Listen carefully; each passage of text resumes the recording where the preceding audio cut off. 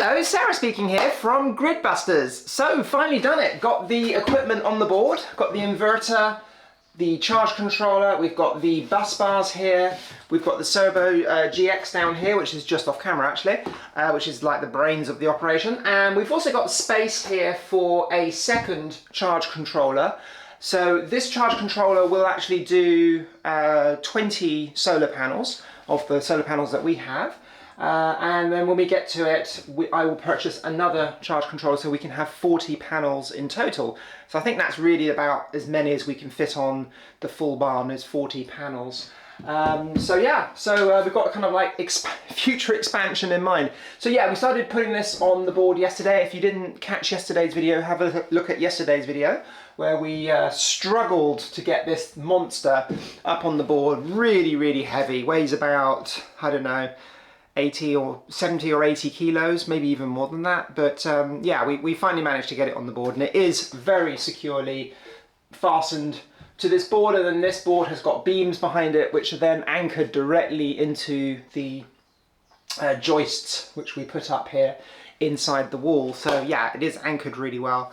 The other thing we did yesterday was we got the floor in. So things are moving really, really quickly. Also put this server rack in here. This server rack I'm going to actually have to move out of the way this morning, because today what I want to do is I need to drill a hole from here in the plant room through into my office. Now the house is actually on a slightly lower level because this is on a slight hill. So my office is actually on the first floor and the kitchen is on the ground floor. So what I need to do is drill a hole through into my office, and my office, the kind of the baseboard, skirting board level of my office is about, I think it's about this height.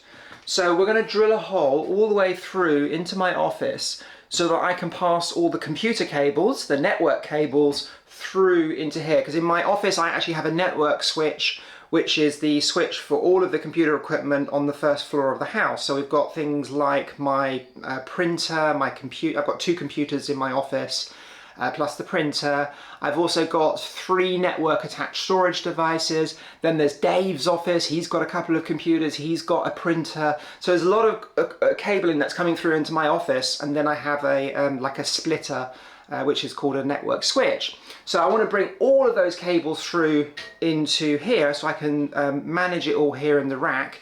And then we're doing the same in the kitchen. We've got another switch in the kitchen. So all of those cables are going to come through into here. So one of the things I'm doing today, like I said, is we're going to drill that hole and we're going to fish all those cables through into here. The other thing we're going to do today is get the door finally installed. So yesterday, Jude the builder, he actually created the door. He also did an amazing job in installing the door frame. I'm really bad at installing door frames. When I install a door frame, it's always it's not quite square. So I checked it, and Jude's door frame is perfectly square. So yeah, great job there. So today we're going to get the door on as well. We're going to get the hinges on. We're going to get the handle on. We're also going to get the code lock put on the door.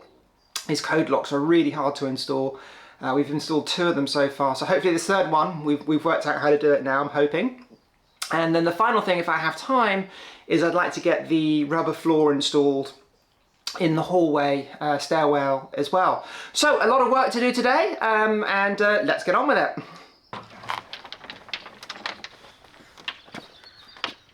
Right, just whack him in.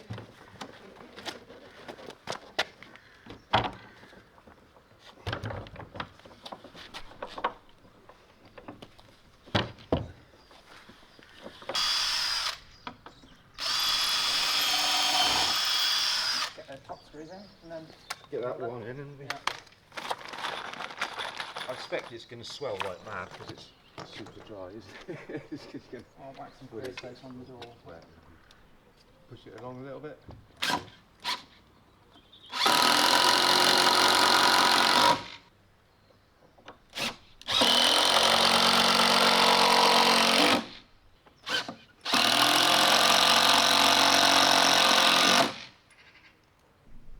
So here is the door. I'm so pleased with the way this has come out. This was actually meant to only be a temporary door because the door frame is made from oak, which is what we wanted. and we couldn't find any tongue and groove oak, so we just purchased some fencing material. This is tongue and groove pine. It's compressed timber, so it's done in a vacuum with a preservative, and the preservative is then compressed into the timber and it basically makes it last a lot longer. Anyway, so we put this together, and it actually looked really good. It looked very similar to the oak. So what we've done is we've just put some linseed oil on it, and you know what? We're really happy with the way it looks. So we're just going to keep on putting more and more linseed oil on it every few weeks for the next 2 or 3 months. What we don't want to do is we don't want the pine to turn grey. That's really what we don't want, so we want to keep it this colour. We'll see how it goes, but yeah, really pleased with the way it's come out. We've also got our code lock on the door here as well, so let's go in and have a look. So the first thing is, you can see I've installed the rubber flooring in the hallway. I actually ran out, didn't quite have enough to finish everything off, which is super annoying. So I have another small strip on order, which is coming next week. I'm actually going to be away in the UK next week, so the week after I can finally fit that. So there's just a small piece here to put, and then there's just a little piece here. There's just an offcut I've just put there, just to put next to the stairwell, and then we are done. Obviously it's still pretty mucky in here, and put the freezer at the back of the room here. But yeah, so really pleased with the way the hallways come out. Let's go and have a look at the actual plant room itself. Here we go. So this is the plant room. It's a terrible mess at the moment. We've got all the equipment mounted up on the wall there, and then I've got the server rack here. Not quite finished the server rack, waiting for some cabling to arrive, which is why we've got all the different colour cabling there. That's why it looks a complete mess. I've only got 10 of these cables. I actually needed 20, so I've got another 20